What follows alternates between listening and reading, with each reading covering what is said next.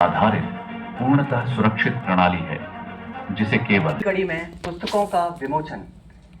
माननीय रक्षा मंत्री महोदय एवं उपस्थित गणमान्य अतिथिगणों से अनुरोध है कि बॉर्डर रोड्स ऑर्गेनाइजेशन द्वारा प्रकाशित 3 पुस्तकों का विमोचन करने की कृपा करें।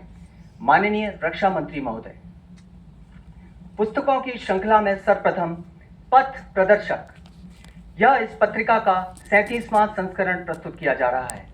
इसमें महत्वपूर्ण क्षेत्रों में किए गए विकास कार्यों एवं उपलब्धियों को दर्शाया जाता है।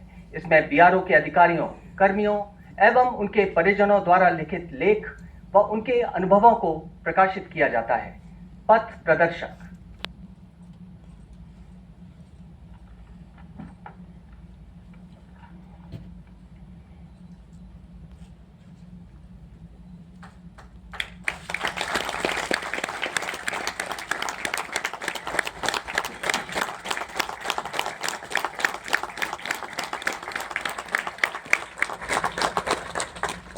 इसके पश्चात ऊंची सड़कें, यह इस पत्रिका का 35वां संस्करण प्रस्तुत किया जा रहा है।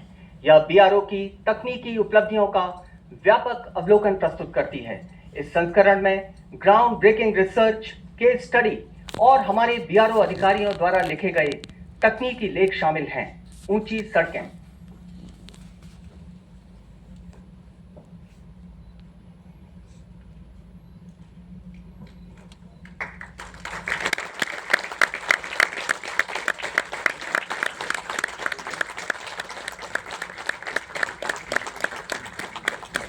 इसके पश्चात पथ विकास।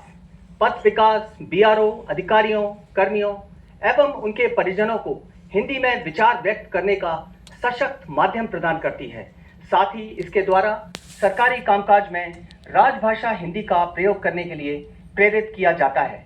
पथ विकास।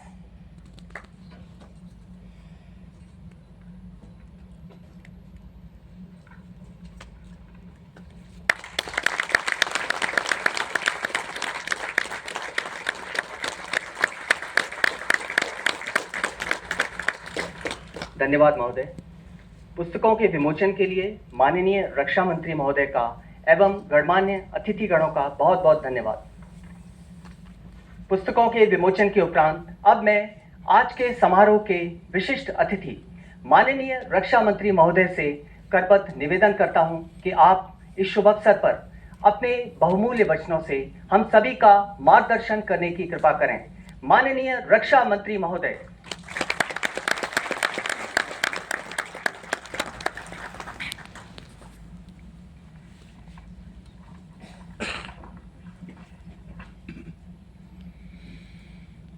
पाल सिंह जी, आपका भाषण बहुत अच्छा था, बहुत बढ़िया था।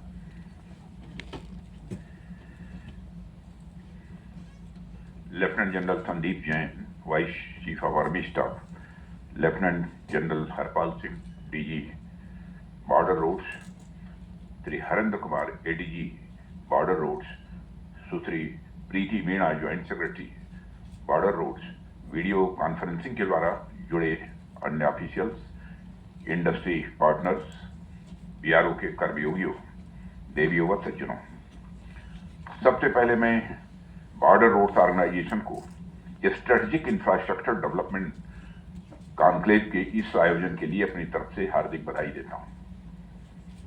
साथियों, यह कॉन्क्लेव ऐसे समय हो रहा है जब भारत इंफ्रास्ट्रक्चर डेवलपमेंट और स्ट्रेटेजिक प्रिपेयर्डनेस में एक अभूतपूर्व परिवर्तन के दौर से गुजर रहा है। अभूतपूर्व परिवर्तनों के दौर में बीआरओ की शानदार भागीदारी के लिए मैं DG BRO lieutenant general Harpal Singh और उनकी पूरी टीम को हार्दिक बधाई देता हूं। साथियों, इस कॉन्क्लेव की जो थीम है, जैसा मुझे बतलाया गया है, accelerating strategic infrastructure through technology, through innovation and execution excellence. यह एक ऐसे आत्मविश्वास से भरे भारत की एस्पिरेशंस को दर्शाता है जो वर्ल्ड क्लास इंफ्रास्ट्रक्चर बनाने में अपनी नेशनल सिक्योरिटी को और मजबूत करने और 2047 तक एक डेवलप्ड नेशन के रूप में उभरने के लिए दृढ़ संकल्पित है। वैसे तो मैं समय समय पर बीआरओ के अपने साथियों से मिलता ही रहता हूं, हमारी बातचीत भी होती रहती है, लेकिन आज का अवसर उससे कहीं अलग है। इसलिए मैं आप सबसे देश दुनिया पर भी कुछ अपने विचार साझा करना चाहूंगा। क्योंकि यह कॉन्क्लेव इंफ्रास्ट्रक्चर के ऊपर आधारित है, इसलिए मैं इंफ्रास्ट्रक्चर की इंपॉर्टेंस से ही अपनी बात प्रारंभ करता हूं। साथियों, यदि हम इतिहास के पन्ने पलट कर देखें तो एक बात पूरी तरह से स्पष्ट हो जाती है, किसी भी सभ्यता का सबसे भरोसेमंद पर्याय उसका आर्किटेक्चर और उसका इंफ्रास्ट्रक्चर ही रहा है।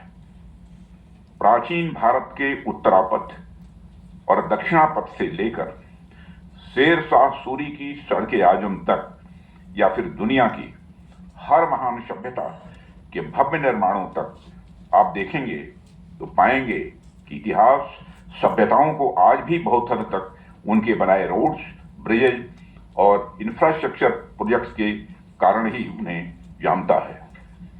यही कारण है कि इंफ्रास्ट्रक्चर को केवल डेवलपमेंट के एक फैक्टर के रूप में नहीं, बल्कि डेवलपमेंट के एक सिनोनिम के रूप में देखा जाता है।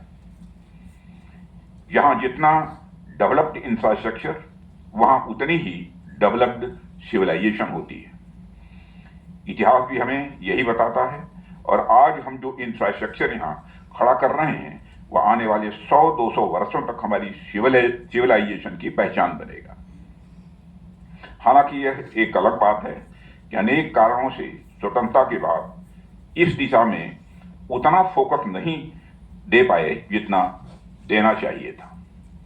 मैं यह नहीं कहूंगा कि कुछ हुआ ही नहीं, ऐसा कहना भी मैं समझता हूं कि फेयर नहीं होगा। जिसकी जितनी कैपेबिलिटी और जिसका जितना विजन रहा, उसने अपने अपने ढंग से कंट्रीब्यूशन दिया। उसे पूरी तरह से नकार देना भी मैं समझता हूं कि उचित नहीं होगा। लेकिन इतना अवश्य कहा जा सकता है कि हमारी कैपेबिलिटी, और हम समाप्त करता हूं। बहुत बहुत